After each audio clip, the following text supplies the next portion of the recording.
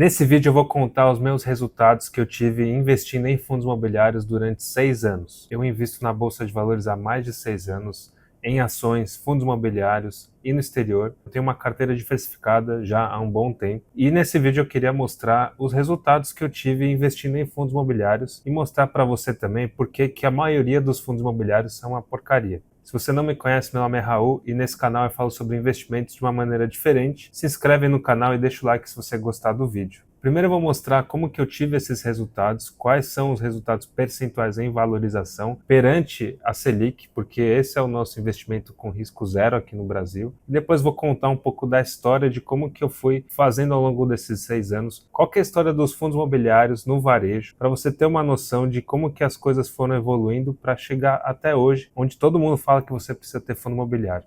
Você já consegue ver vários gráficos aqui. Antes que vocês assustem, qual que é o gráfico do iFix? Para você que não sabe, o iFix é o consolidado de todos os fundos imobiliários, é como se fosse o Ibovespa. Então o Ibovespa ele vai ter todas as ações do Brasil, vai ter um peso diferente em algumas ações. Por exemplo, Petrobras tem um peso maior no Ibovespa do que outras ações menores. E o iFix não é diferente, o iFix é o índice de fundos imobiliários. O I é de índice e FIX, que é o fundo imobiliário.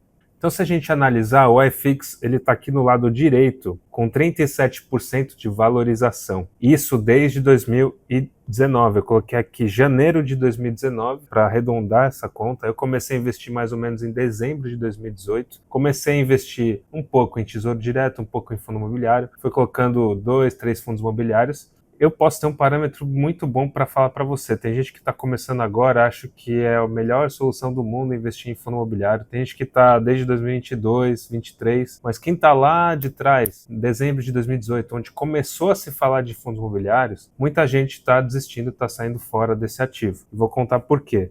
O iFix ele rendeu 37%, como vocês podem ver aqui do lado direito. Abaixo dele tem alguns fundos imobiliários famosos que inclusive já foram objeto aí de vídeos de outros influenciadores. Por exemplo, HFOF11, aqui do lado direito, rendeu 26,98% desde janeiro de 2019. A gente tem abaixo dele aí o VILG11, que é famosíssimo, da Vinci Partners, rendeu 26%. Abaixo dele temos o VINO11, também famoso pra caramba, perdeu 41%. Lógico que tem alguns fundos imobiliários aqui que a gente pode ver que começam a serem negociados em dezembro. Não é à toa que fundos imobiliários foram criados em dezembro. Isso é porque a taxa Selic estava caindo, o mercado em alta. Quando o mercado está em alta e a Selic está baixa, os fundos começam a procurar a captação, porque é onde é mais fácil captar dinheiro. Então, obviamente que foram lançados inúmeros fundos imobiliários naquela época. Tem o CAFOF11 também, que é muito famoso, que falam muito bem dele, já falaram, né? Não sei como está agora. 17% de rendimento desde janeiro de 2019. Lógico, estou sendo justo aqui, estou falando que alguns foram lançados depois, mas a maioria deles lançou lá em 2018, 2019.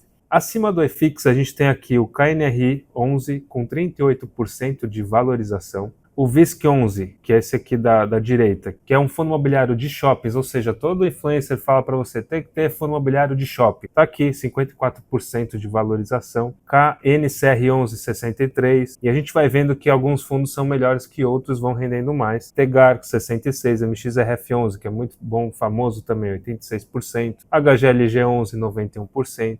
E aí eu puxei uma ação para comparar, tá? Uma ação que eu gosto, que eu tenho, mas não é recomendação de investimento, você não deve copiar a carteira de ninguém, senão você terá copiado vários fundos imobiliários aí de vários influenciadores, então não faça isso. BBSE3, BB Seguridade, 104%, ou seja, ganhou de todo mundo, só uma ação que eu puxei aqui, não é uma ação também a small cap que vai explodir, é uma ação super tranquila, que paga dividendo semestral, que tem um negócio perene. Então não é nenhuma aposta assim do mercado que eu achei aqui, o Facebook que subiu 300%. Não é isso. É uma ação mainstream, uma ação que todo mundo recomenda para carteira previdenciária e tá aí, 100% de valorização desde 2019, quando eu comecei a investir em BB Seguridade. Ganhou de todos esses índices de fundo imobiliário. E aí eu puxei esse gráfico aí que está em azul, que dá um baile em todos esses, que é o IVVB11. Então quando eu falo para você investir no exterior, é isso aqui. Você vê que valeu o risco. É essa a lição que eu quero deixar para você que está assistindo esse vídeo, que vale o risco você investir todo esse dinheiro para ganhar 37% em 6 anos? Quando a gente vai comparar com a taxa Selic acumulada desses 6 anos, a gente pegou aqui desde janeiro de 2019 até outubro de 2024, a gente chegou aqui numa taxa de juros Selic acumulada de 45%. Esse é o nosso benchmark, 45%. Então olha aqui, Vino11 nem vou falar, você perdeu 50% do patrimônio. Eu investi em Vino11, perdi bastante, mas eu vendi antes de perder mais. Muitos desses fundos imobiliários eu investi, inclusive nos que estão ali em cima, com uma grande valorização, eu investi neles também. Então não é que eu perdi dinheiro em fundo imobiliário. Provavelmente eu fiquei bem perto ali da taxa Selic. Eu lembro que eu cheguei antes de vender, eu cheguei a olhar ali no home broker da corretora, cheguei a olhar os resultados, estava ali mais ou menos 110, 120% do CDI. Para mim não compensa deixar o dinheiro a 120% do CDI para ter um risco gigantesco. É isso que eu quero deixar claro. Vale a pena você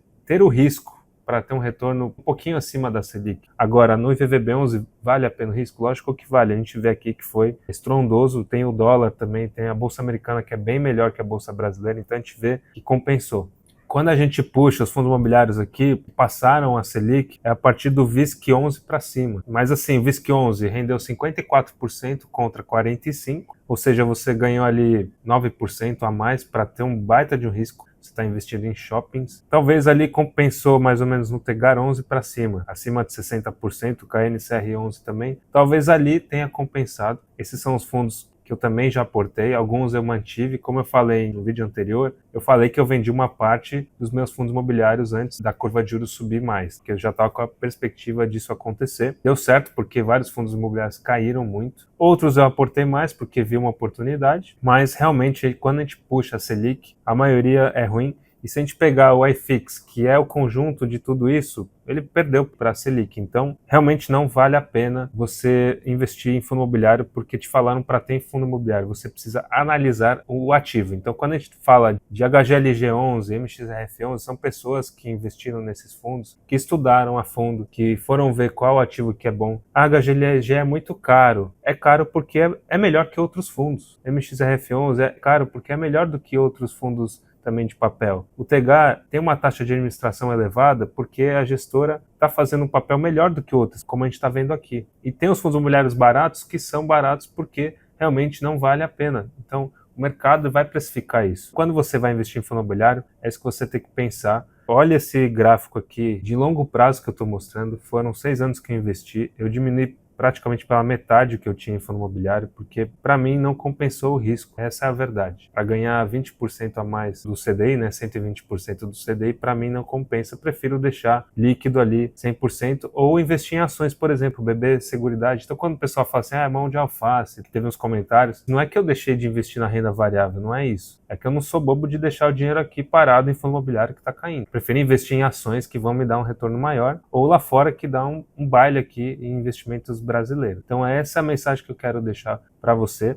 Vamos passar um pouco da história dessa questão de fundo imobiliário. Primeiro, quem que falou para você investir em fundo imobiliário? Qual é o livro que fala que você precisa ter fundo imobiliário na carteira? Não li nenhum livro que fala que é obrigatório ter fundo imobiliário na carteira. Então tem influencer grande aí que fala assim, você precisa ter um patrimônio em fundo imobiliário. Não, você não precisa ter. Você não precisa ter nada. Você precisa estudar, isso sim. E se fizer sentido para você, você coloca na carteira. E se amanhã não fizer sentido, você tira. Não é imprescindível você ter um ativo na carteira, isso não existe. Investimento é individual, cada um faz da maneira que achar melhor. Inclusive tem gente que está comprando fundo imobiliário pra caramba, deixa eles comprarem, não tem problema nenhum. Um influencer falando que você precisa ter fundo imobiliário, eu acho que está errado, não existe isso. Aí a pessoa acaba comprando um monte dessas porcarias e fica com a carteira no prejuízo. Justamente foi nessa época aí do boom dos influencers que eu acabei comprando lá em 2018, 2019, que falaram que tinha que ter fundo imobiliário porque pagava 1% ao mês, isento de imposto. Só que a gente tem que lembrar que em 2019 a taxa Selic estava mais ou menos a 4,5%, eu lembro disso. E depois caiu para 2% na pandemia. É um dinheiro muito barato, e aí vale a pena o risco de fundo imobiliário. Agora, quando a gente está a 13% na curva de juros, a gente viu a curva de juros cair de 14% para 10% e fundo imobiliário não se mexeu. Não teve nenhuma alta, pelo contrário, fica de lado, e quando tem uma alta na curva de juros, ele cai, que está acontecendo agora. Foi um momento muito diferente da época que recomendaram as pessoas investirem em fundos imobiliários. Teve o boom lá de fundo imobiliário em 2019, que muita gente entrou. Aí depois, na pandemia, um monte de gente entrou também, porque tá barato, não sei o quê.